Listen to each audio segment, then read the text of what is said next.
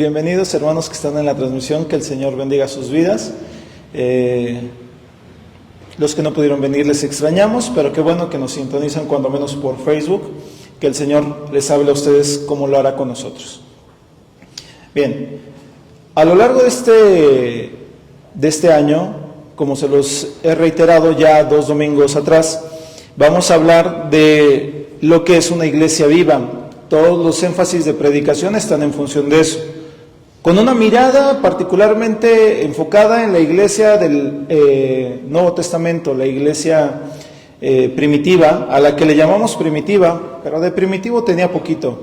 Primitivo en el sentido de que fue la primera iglesia, las primeras costumbres, los primeros cristianos, la primera forma de vivir el cristianismo. Con esta mirada hacia esta iglesia, tratamos de desgajar poco a poco las virtudes, los comportamientos, para que nosotros podamos replicarlos. ¿Cuántos dicen amén? Si algo es digno de ser replicable, lo replicamos. Lo que no es digno de ser replicado, eso no lo hacemos. Pero la Biblia nos presenta la vida de la primera iglesia como, yo lo pienso así, yo lo creo así, como algo digno de poder ser aprendido y replicado. Así que hoy vamos a meditar en la palabra del Señor con este título de la predicación, un evangelio vivo, porque una iglesia viva, por consecuencia, viene de un evangelio vivo. No podemos tener un evangelio vivo y una iglesia muerta. No hay sintonía, no hay congruencia, no hay consistencia. Pero sí, el evangelio de Jesús es un evangelio vivo. ¿Cuántos dicen amén? La palabra de Dios es viva y eficaz en sí misma, más cortante que toda espada. Penetra hasta partir el hueso y los tuétanos, es decir, llega hasta el fondo de nuestro ser porque es viva. Y claro, la iglesia que parte o que nace o que vive con la base de ese evangelio debe ser una iglesia viva. Entonces, el evangelio vivo. Cuenta ahí la parte de la Biblia que usted ya buscó, el segundo libro de Reyes, la historia de Eliseo y la viuda de Sarepta. La viuda, una viuda que estaba en extrema necesidad y que compartió lo que tenía en obediencia y en fe, y Dios entonces multiplicó su provisión. Dice así la palabra del Señor: una mujer de las mujeres de los hijos de los profetas clamó a Eliseo diciendo: tu siervo mi marido ha muerto, y tú sabes que tu siervo era temeroso de Jehová, y ha venido el acreedor para tomarse 2 hijos míos por esclavos, por siervos. Y Eliseo le dijo: ¿y qué puedo hacer yo por ti? Dime qué es lo que tienes en tu casa. Y ella le dijo: tu sierva no tiene nada en casa, solo una vasija de aceite. Y él le dijo: ve y pide para ti vasijas prestadas de todos tus vecinos, vasijas vacías, no pocas, o sea, pide muchas. Entra luego y enciérrate tú y tus hijos y echa en todas las vasijas, y cuando una esté llena, ponla aparte. Y se fue la mujer y cerró la puerta, encerrándose ella y sus hijos, y ellos le traían vasijas, y ella echaba del aceite. Cuando las vasijas estuvieron llenas, dijo a un hijo suyo: tráeme aún otras vasijas. Y él dijo: no hay más vasijas. Entonces cesó el aceite, y vino ella luego, y lo contó al varón de Dios, el cual le dijo: ve y vende el aceite, y paga tus deudas, y tú y tus hijos vivan de lo que quede. Hoy vamos a tratar un tema bastante interesante, y es el tema de que la iglesia viva comparte bendiciones, pero también comparte los momentos duros como familia. Una iglesia viva no puede hacerse ojo de hormiga a la realidad de los demás. Por eso parte de lo que intentamos hacer como ejercicio antes del culto, de compartir un tiempo de coinonía, de comunión entre nosotros, busca ese objetivo, que entre nosotros podamos ser empáticos, que podamos ver al que tenemos al lado como alguien que nos puede fortalecer, como alguien que nos puede ayudar, no alguien que nos va a resolver la vida, porque es nuestra responsabilidad resolver nuestros asuntos de nuestra propia vida, pero siempre es reconfortante poder mirar hacia un lado y poder ver a alguien que nos puede tender la mano, que nos puede llevar sobre su hombro y que podemos enfrentar los problemas de una mejor manera. Esta historia nos enseña cómo el acto de compartir los bienes, aunque parezca pequeño, tiene un impacto bastante trascendente en nuestra vida. Por supuesto, cuando está alineado con la voluntad de Dios. No solo se trata de dar. Muchos pensamos, solo con que dé es suficiente para que Dios abra las ventanas de los cielos. No es suficiente. Hay que dar, pero hay que dar con el corazón correcto. La iglesia primitiva tenía un corazón, y el corazón era un corazón de compartir. Y no lo hacían porque fuese una obligación, algo a lo que les hubiesen sometido, como obligándoles, coercionándolos o asustándolos o amedrentándolos, sino era una expresión de amor que estaba viva entre ellos y que transformaba sus vidas y reforzaba el testimonio del Evangelio en aquellos tiempos. Muchos escritores romanos y judíos hablan de aquellos cristianos como esas personas que comían, que estaban, vivían en comunidad y que se amaban los unos a los otros. El libro de los Hechos, capítulo 4, versículos 32 al 35, dice lo siguiente: y la multitud de los que habían creído era de un corazón, di conmigo un corazón, y un alma, di conmigo un alma. Y escuche bien esto, y ninguno decía ser suyo propio nada de lo que tenía, sino que todas las cosas las tenían en común. Y con gran poder los apóstoles daban testimonio de la resurrección del Señor Jesús, y abundante gracia, diga conmigo, abundante gracia, era sobre todos ellos. El corazón alineado a las acciones permite que haya abundancia para cada uno de nosotros. Dice, así que no había entre ellos ningún necesitado. Y por lo regular, cuando levantamos la mirada y volteamos a nuestro alrededor, sin duda encontraremos a un necesitado, sea en nuestra escuela, sea en nuestro trabajo, sea en la colonia, sea en nuestra propia familia. Siempre vamos a ver a alguien que está necesitado. Y la idea es que no vivamos con necesidad.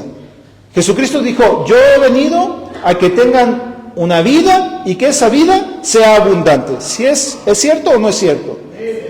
Dijo, el ladrón no vino sino para hurtar, matar y destruir, pero yo he venido a que tengan vida y que la tengan en abundancia. Juan capítulo 10.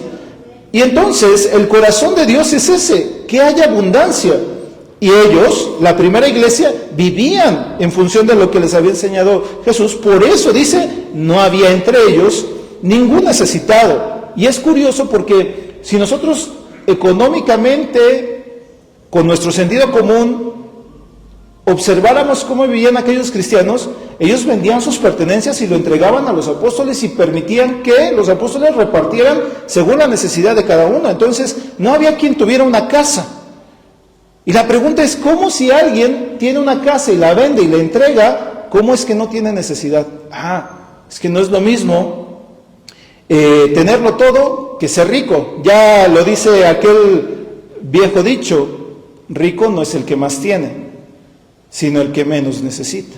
Hay ricos que son ricos y que viven en una constante necesidad de tener más, y hay gente que tiene lo suficiente para vivir y ha aprendido a contentarse.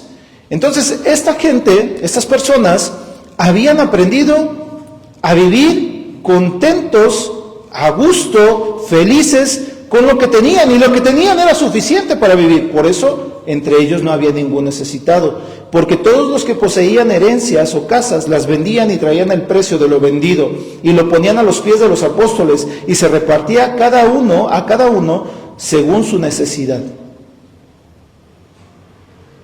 Es increíble, ¿no? Como dando el dinero puedo vivir tranquilo, puedo vivir en paz, puedo tenerlo todo.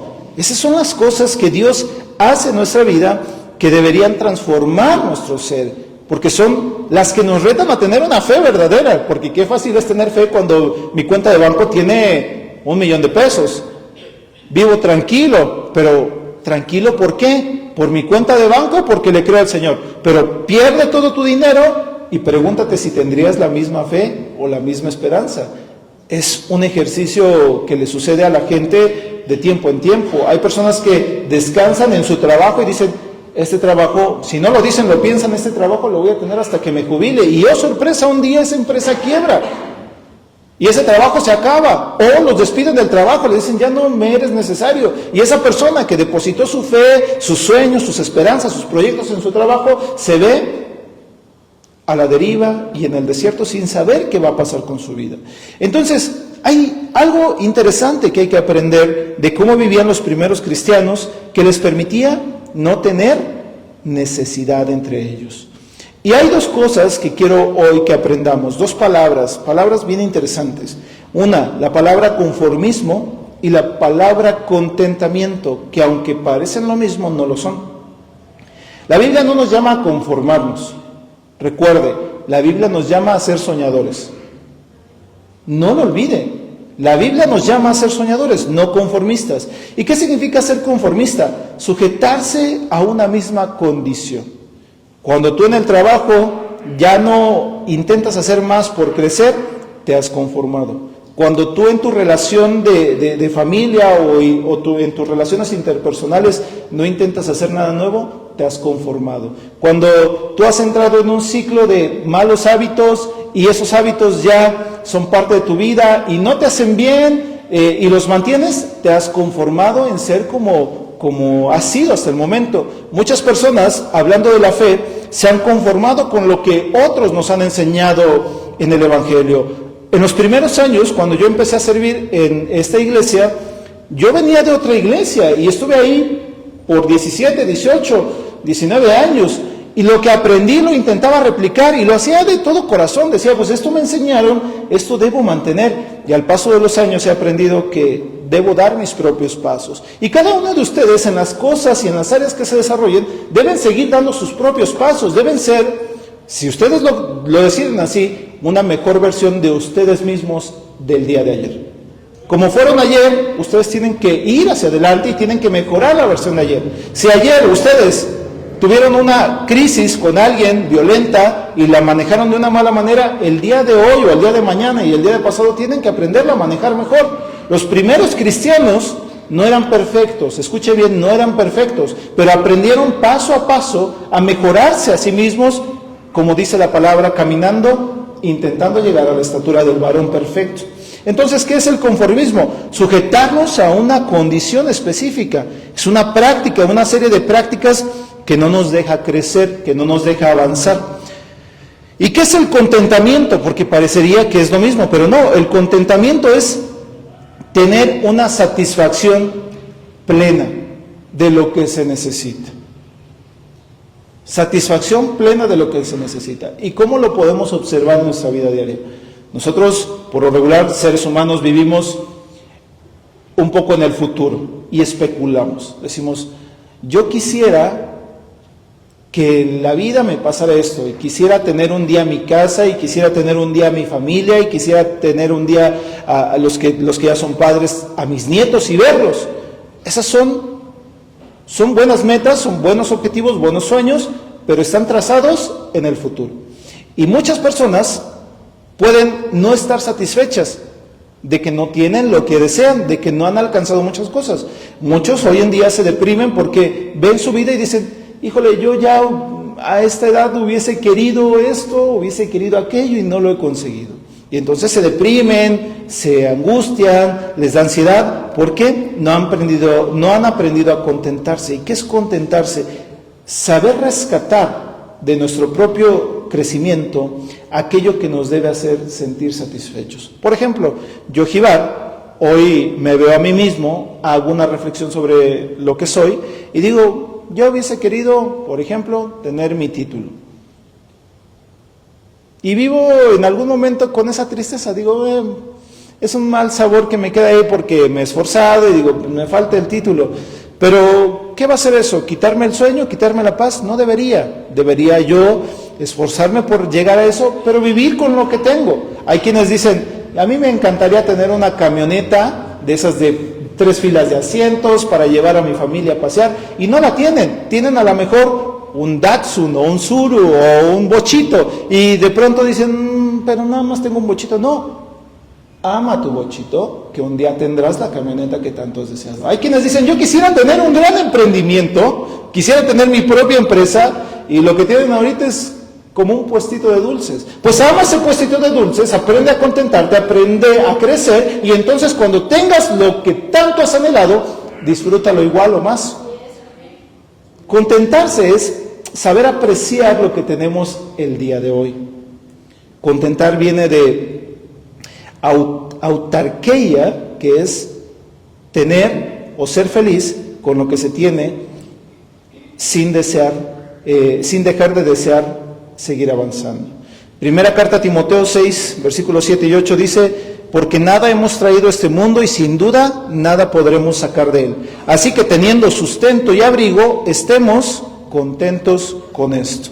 Que nada te robe tu paz, que nada te quite tu esperanza. Ahora bien, veamos cómo era la comunión profunda de estas personas del primer siglo de la primera iglesia. Tenían en común todas las cosas. Dice la Biblia, la palabra griega koinonía significa compartir, participar y tener una comunión profunda. Como sociedad han sido de las cosas que hemos ido perdiendo a lo largo del tiempo. Pasamos de esta idea de la lucha colectiva a la lucha individual. Fíjense, es interesante cómo la historia del pensamiento humano ha caminado de formas muy interesantes. Antes las personas vivían en el individualismo y después se llegó al colectivismo.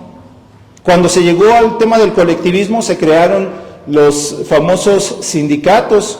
Hoy existen sindicatos. ¿Y qué es un sindicato? Pues es un organismo en el que las personas o el conjunto de personas buscan defenderse o preservar sus derechos ante las empresas, organizaciones, etcétera, etcétera. Es decir, hay un sentimiento colectivo.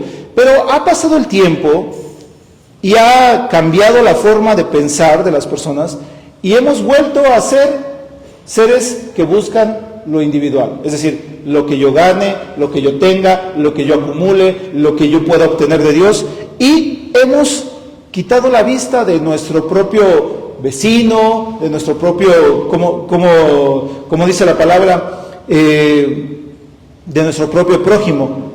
Es decir, estas cosas como la participación, la comunión profunda entre personas y el compartir se han perdido mucho. Entonces, la koinonía que había entre aquellos hombres y mujeres era profunda. Las personas se vaciaban de alguna forma de sí mismos y se daban en servicio a los demás.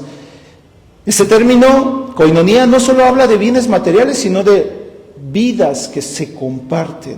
Y el ejemplo lo encontramos en el capítulo 2 el capítulo 2 de Hechos, versículos 44 y 45. Dice: aquellos que habían creído estaban juntos y tenían en común todas las cosas y vendían sus propiedades y sus bienes y los repartían a todos según la necesidad de cada uno. Hoy sería muy difícil decirles a cada uno de ustedes: hermanos, hagan una lista de sus bienes, véndanlo y tráiganlo aquí y lo repartimos, porque seguro muchos dirían: hombre, llevar todo lo que tú digas menos eso. Puedo venir, servir, pero mis cosas no las toques, porque son mis cosas. ¿Se dan cuenta cómo el corazón de la iglesia hoy en día ha cambiado? Y no buscamos el bienestar de los hermanos, claro, no los odiamos, los toleramos en amor y decimos: pues no me caerá tan bien el hermano o la hermana, pero pues la abrazo en el amor del Señor y la bendigo. Pero no se trata de eso, se trata de ir un paso más allá, es decir, si la hermana necesitara aún mi vida, yo debería dársela. Esa es la comunión profunda. Lo otro es apenas convivencia superficial. Nosotros tenemos que reflexionar en cómo ahora, en la actualidad, debemos compartir no solo bienes, sino también tiempo. ¿Cuántos saben que el tiempo es algo valiosísimo aún para compartir? El tiempo de calidad entre padres e hijos se ha deteriorado bastante. Hay padres que se han desconectado de sus propios hijos, hijos que se han desconectado de sus padres por lo que sea. Y no sabe la cantidad de fracasos familiares que puede derivar el que se pierda la comunicación entre los de la familia. El tiempo, el apoyo emocional, el apoyo espiritual. Pocas veces entre nosotros nos hemos preguntado: oye, ¿cómo estás? Pero ¿cómo estás en tus emociones? Solo preguntamos: bueno, ¿cómo estás? Y pues por no decir nada, o porque nos da pereza, o porque nos da vergüenza, decimos: estoy bien. Y por dentro nuestra vida está hecha una maraña, está hecha un caos. Estoy seguro que muchos de los que estamos aquí hemos pasado por momentos de depresión, de tristeza, de ansiedad, de soledad. ¿Y quién lo ha sabido aparte de nosotros? ¿Quién sabe? ¿Sabrá Dios? Muchos ni se dan cuenta. Vienen a la iglesia y solo perciben lo que tienen aquí enfrente, pero no son capaces o no somos capaces de ver el corazón de aquel que está necesitado. Y la iglesia debe cambiar ese corazón. Debemos aprender a tener en común todas las cosas. ¿Vamos a pensar igual? No, pero sí vamos a tener un mismo corazón. Y que ese corazón sea como el corazón de Dios. La iglesia en aquellos tiempos, en los primeros días, vivían con un amor especial, que es un amor que difícilmente hoy se alcanza, el amor ágape o agapao, que es el amor sacrificial, el amor incondicional, el cual no espera nada a cambio. Los que vendían sus propiedades y la traían a los pies de los discípulos no pedían una posición dentro de los apóstoles. No es que alguien vendió su mansión y la trajo a los pies de los apóstoles y les dijo: oye, apóstol Pedro, pero mira, yo traje un buen de dinero, a mí ponme ahí junto a la mesa de los apóstoles. No había eso. Y a veces en la iglesia sucede eso, no aquí, pero algunas veces en fila me tocó hermanos que diezmaban de manera muy fuerte y que de alguna forma le decían al apóstol: pero usted debe hacer esto y debe comprar esto y debe organizarlo de esto y el culto debe ser así. Y yo le decía al apóstol: oye, apóstol, ¿están dando su diezmo o te están comprando el tiempo de la iglesia? Porque hay muchas personas que tienden a ser así, dan algo, pero con una condición. Y la iglesia en aquellos tiempos no pedía nada a cambio. La gente decía: bueno, necesito dar esto, lo doy. ¿Me lo van a regresar? No lo sé. Y si no me lo regresan, no importa. Yo he tenido que aprender a lo largo del tiempo y en la iglesia el tema del dinero. Alguna vez hubo unos discípulos a los cuales quiero mucho y no les guardo rencor, y lo digo en serio, que me pedían dinero personal, no de la iglesia, personal, y yo tenía y les daba y les daba y les daba, y un día ¡pum! Como el mago de la lámpara, los desapareció, ¡pum! ¿Quién sabe dónde se fueron? No los volví a ver, no volví a saber nada de ellos, y eso que viven por acá cerca, y se fueron con la deuda, y era una deuda importante, y yo dije: Señor, ¿qué hago? ¿Los busco? ¿Me peleo con ellos? ¿Les grito? Y sentí en mi corazón una claridad sobre una expresión: deja ir ese dinero, déjalo ir, déjalo ir. Ahora, esto es mi convicción y esa es mi forma de hacerlo. Yo no estoy diciendo que así debe hacerlo usted, pero cuando yo aprendí a soltar el dinero de aquellos que me debían, viví más feliz, con menos dinero, pero más feliz. Y para mí fue una forma, un pequeño destello, quizás, de sentir lo que sintieron aquellos cristianos de aquel tiempo. ¿Estoy lejos de ser como ellos? Sí. ¿Soy pecador? Como lo decía Pablo, de los pecadores quizás el peor. Pero podemos, a través de ciertas acciones, empezar a sentir cómo era esa vida. Y ellos vivían este amor sacrificial, este amor incondicional. El acto de compartir en la iglesia primitiva no era una imposición. Jesús no les impuso nada, no les dijo: a ver, ven y a fuerzas tienes que hacerlo. El Señor Jesús solo los llamó. Pasó por donde estaba cada uno de ellos y les dijo: ¿quieren ser mis seguidores? Niéguense a sí mismos, tomen su cruz y síganme. Y los que quisieron lo siguieron, y los que no quisieron no lo siguieron. Nicodemo no siguió al Señor Jesús, y eso que tuvieron una entrevista personal, una enseñanza bastante profunda, y no lo siguió. El joven rico tampoco lo siguió. Zaqueo no lo siguió como su mayor discípulo. Es decir, Jesús se encontró con mucha gente y los invitó, pero no todos siempre deciden seguir a Jesús. La pregunta es: ¿quiénes somos? ¿Como quiénes somos? ¿Como los apóstoles que decimos: sí, Señor, te sigo a donde quiera que haya que ir? ¿O soy como Zaqueo, que solo tengo un encuentro contigo y después me olvido de ti? ¿O a lo mejor te sigo de lejos? ¿O a lo mejor solo me quedo con las enseñanzas? ¿Quiénes somos? La iglesia primitiva no tenía una imposición de que tenían que ser como eran, sino que era una expresión de amor genuino. A ellos les brotaba ser generosos entre ellos, ser amorosos entre ellos, ser empáticos entre ellos. Nosotros deberíamos tener calma a la hora de analizar la iglesia primitiva y pensar: Señor, ¿dónde está mi corazón respecto al corazón de aquellos cristianos? Hay un ejemplo bastante interesante que alude a esto que les estoy compartiendo, que es la alimentación de los 5,000. Búsquelo en su Biblia si usted quiere, Juan capítulo 6, versículos 1 al 14.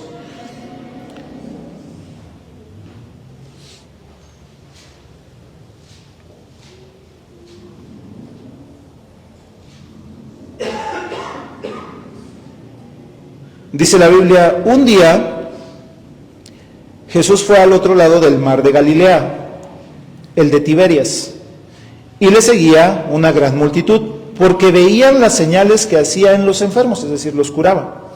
Entonces subió Jesús a un monte y se sentó con sus discípulos, y estaba cerca la Pascua, es decir, la fiesta de los judíos. Y cuando alzó Jesús los ojos y vio que había venido a él una gran multitud, le dijo a Felipe, ¿de dónde compraremos pan para que coman estos? O sea, imagínense pan para 5,000. A veces aquí somos como 30 y comemos como 5,000. Ahora imagínense 5,000, terrible cantidad de bolillos y terrible cantidad de pan. Bueno, pero le dijo Jesús a Felipe, ¿y dónde compramos para estos? Y esto se lo dijo, dice la Biblia, para probar a Felipe, porque Jesús sabía lo que él iba a hacer. Y Felipe le respondió, pues 200 denarios de pan no bastarían para que cada uno de ellos tome un poco. Y uno de sus discípulos, Andrés, hermano de Pedro, le dijo, Señor, mira, lo que encontré es lo que hay aquí, un muchacho, y tiene solamente, ¿cuántos panes? ¿Y cuántos peces? Y Pedro le dice con toda su incredulidad, pero ¿qué es esto para tantos, no? Yo creo que Pedro pensó, pues apenas para mí y para mi hermano, ¿no? 2 peces, si todos los que estamos aquí a veces somos capaces de comernos una mojarra, solo nosotros. ¿Qué son 2 peces para 5,000? Imagine, aún compartiendo una pequeña hebra de la carne del pescado, no les hubiese alcanzado. A lo mejor chuparle al pescado les hubiese alcanzado para todos, pero ¿cómo le hacían? ¿Cómo le hacía Jesús? Dice Pedro, ¿cómo le hacemos? Esto no es nada para tantos. Y entonces Jesús les dijo, tranquilos, hagan recostar a la gente. Y dice, y había mucha hierba en aquel lugar, y se recostaron como en número de 5,000 varones. ¿Usted entiende eso? 5,000 varones. Entonces, ¿cuánta gente había allí? Más de 5,000, evidentemente. ¿Por qué? ¿Quién falta de contar? Mujeres y niños. ¿Por qué? A ver, esta es una pregunta capciosa. ¿Por qué se contaba únicamente a los hombres? ¿Era un acto machista? ¿Era un acto patriarcal? Las hermanas van a decir, obviamente. No, ¿por qué?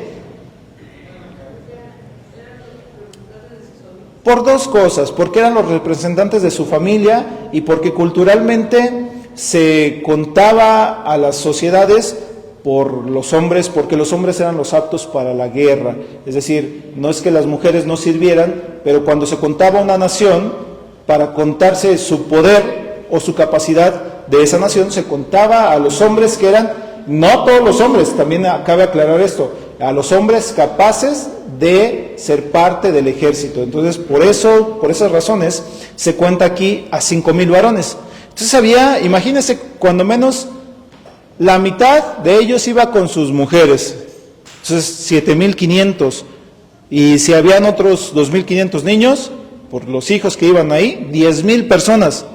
Bueno, dice, y tomó Jesús aquellos panes, y habiendo dado gracias, los repartió entre los discípulos, y los discípulos entre los que estaban recostados. Asimismo los peces, cuánto querían, o sea, no era una porción fija, sino cuánto quisieran. Y cuando se hubieron saciado, dijo a sus discípulos Jesús, recojan los pedazos de todo lo que sobró para que no se pierda nada. Recogieron pues y llenaron 12 cestas de pedazos que de los 5 panes de cebada sobraron a los que habían comido. Y aquellos hombres entonces, viendo la señal que Jesús había hecho, dijeron, verdaderamente es el profeta que había de venir al mundo. Es decir, cuando hay una idea y cuando hay un corazón correcto sobre compartir, aunque es poco, rinde lo suficiente. Nosotros como iglesia tenemos que aprender a ser generosos, se lo repito, no solo con recursos materiales, sino también con cosas importantes como el perdón, como la gracia, como las palabras edificantes. Basta ya de decirnos lo malo que tenemos entre nosotros. Para eso ya tenemos a nuestros haters, que nos dicen, estás feo, estás fea, mira tu nariz chueca, mira, caminas como cojito. Ya tenemos a esa gente que no nos quiere y que nos dice esas cosas. Tú y yo, que somos parte de la familia de Dios, vamos a abrazarnos, vernos a los ojos y a decirnos que el Señor te bendiga y haga cumplir su propósito en ti. Llega hasta donde tengas que llegar. Sé la luz de Cristo que Él planeó que fueras. Valoremos nuestras virtudes. Defectos tenemos todos, pero valoremos nuestras virtudes. Que si unos altos, que si otros chaparritos, que si unos flaquitos, que si otros gorditos, no importa. Valoremos lo que es valorable para el Señor, porque el Señor nos ve con los ojos de un Padre que nos ama y que ve lo mejor de nosotros. Así que nosotros como iglesia tenemos que ser generosos hasta con nuestras palabras. Si entre nosotros han habido malas palabras y momentos en los que nos decimos cosas feas, esas cosas tienen que cambiar, porque nuestro corazón debe cambiar. Ahora bien, los creyentes de la iglesia primitiva tenían algo que los hacía ser un bloque inquebrantable, y eso era la misma fe. Filipenses 4, versículo 19 dice, mi Dios, pues, suplirá todo lo que les falta conforme a sus riquezas en gloria en Cristo Jesús. Dios es el creador de todas las cosas, ¿sí o no? Dentro de todas las cosas que Dios hizo, están cosas como el oro, la plata, los diamantes, las cosas que ahora como seres humanos decimos que son valiosas. ¿Usted cree, y le voy a hacer la pregunta directa, ¿usted cree que si en algún momento usted ama a Dios con todo su corazón y tiene necesidad, Dios no le va a proveer? Y si no lo cree, pues entonces hay que empezar a creer, porque dice la Biblia, el que se acerca a Dios necesita acercarse creyendo que Él es fiel, que Él hace sus cosas, que Él promete y que cumple sus promesas. Entonces, dice la Biblia en Filipenses 4:19, mi Dios pues suplirá. Imagínese, y lo bajo a este ejemplo tan banal. Imagínese que un día usted se gana un premio, y que el premio es que le den 20 minutos para entrar al supermercado y agarrar todo lo que necesite.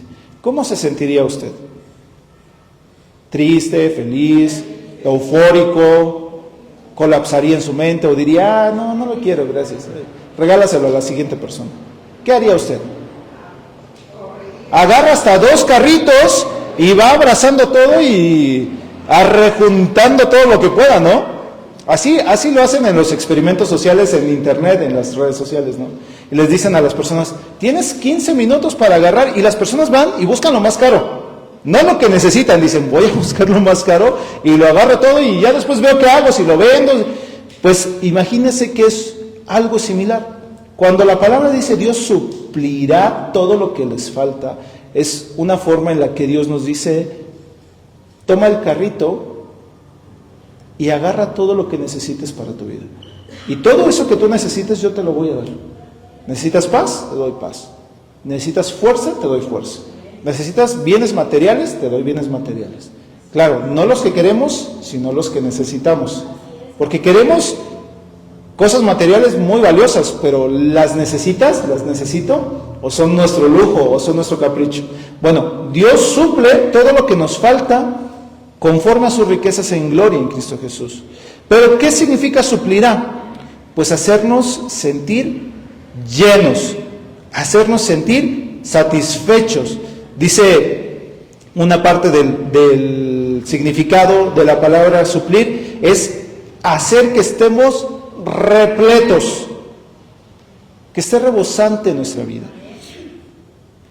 Hay un ejemplo que nos ayuda a entender esto en la vida de estos cristianos, que es el acto de Bernabé, uno de los diáconos, de los hombres, de los discípulos de Jesús, que hizo algo fantástico. En el libro de los Hechos, capítulo 4, versículos 36 y 37, dice esa parte. Entonces José, a quien los apóstoles le pusieron por sobrenombre Bernabé. Ahí está el versículo. ¿No lo puse? Ay, dispénsame.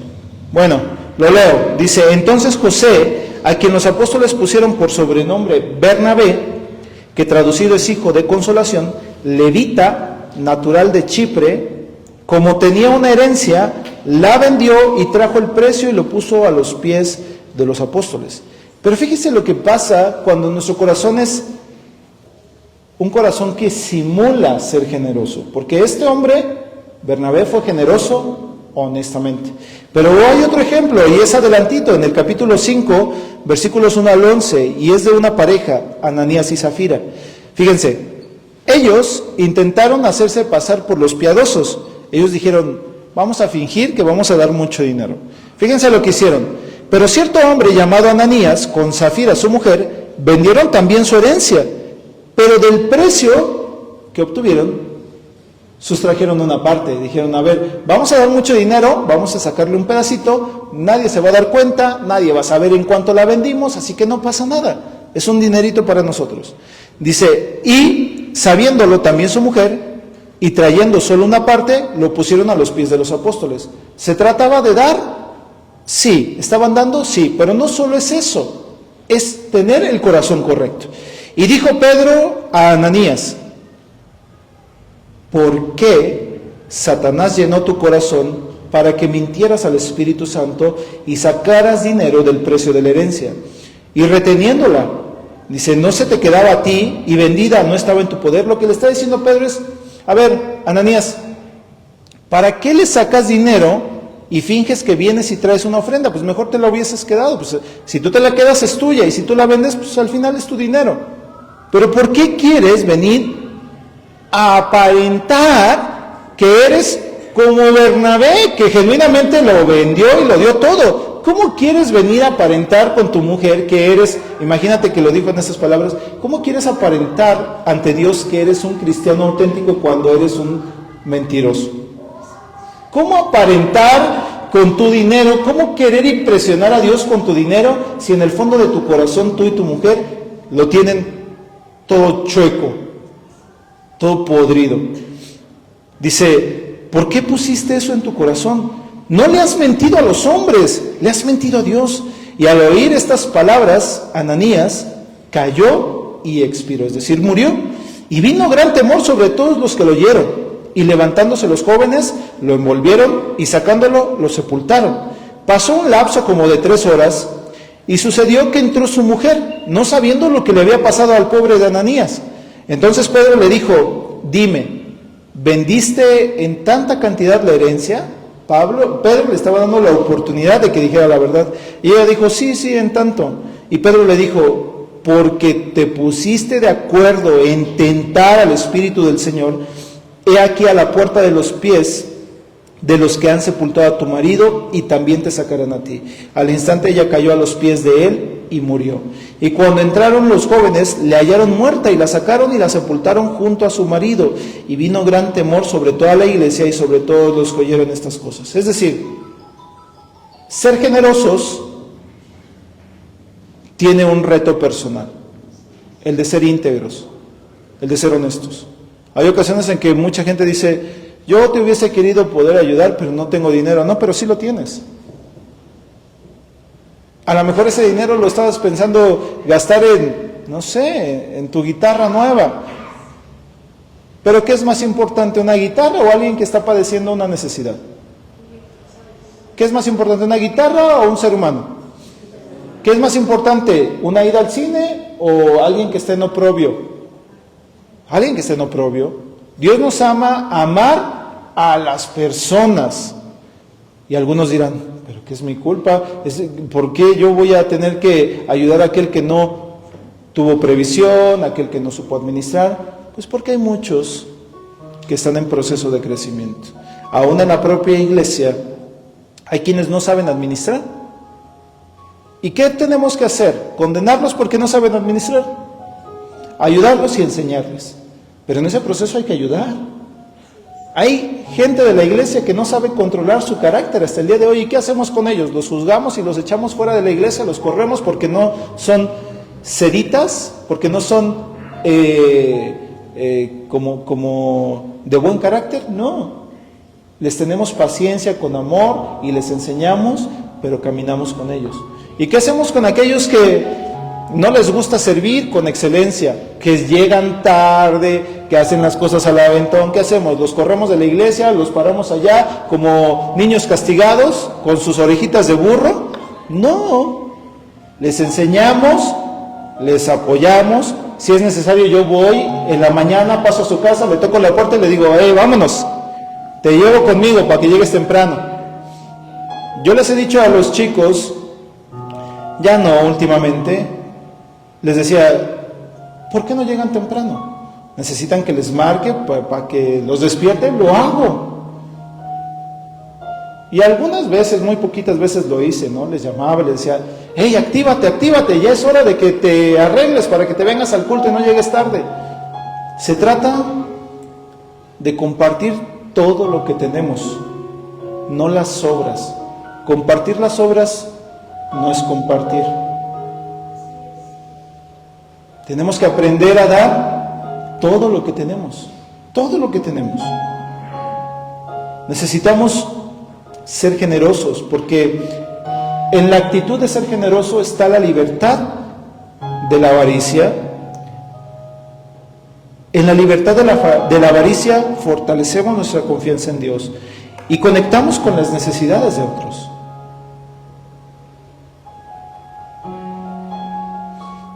Cierro con esta frase, con una conclusión y con una frase. Compartir los bienes, el tiempo y el apoyo es una fórmula súper sencilla para mostrar el amor de Cristo. Hermano, a veces pensamos que mostrar el amor de Cristo tiene que ser con milagros potentes, con la manifestación poderosa del Espíritu Santo, y está bien que anhelemos eso, está bien que anhelemos los milagros, pero hay algo más simple: compartir amor, tiempo, bienes, apoyo. Son cosas que están al alcance de todos. Nadie que esté aquí no puede dar estas cosas que le acabo de mencionar: tiempo, esfuerzo, apoyo. Tenemos que ir más allá de la ayuda material. Tenemos que compartir entre nosotros esperanza, fe y amor. Y al hacerlo, la iglesia entonces va a empezar a ser un testimonio vivo, porque se convertirá en una iglesia viva. La iglesia viva siente, sufre, llora, pero también se alegra. La iglesia que ha perdido esa capacidad de sentir esas cosas ha muerto. Hay una frase que me movió mucho el corazón y que quiero compartírselas. La frase dice así: el amor no consiste en mirar al otro, sino en mirar juntos en la misma dirección. Así que espero que hoy pueda irse a su casa con este eco: necesito hacer más de lo que he hecho, necesito dar más de lo que he dado. Ponte en pie y oremos.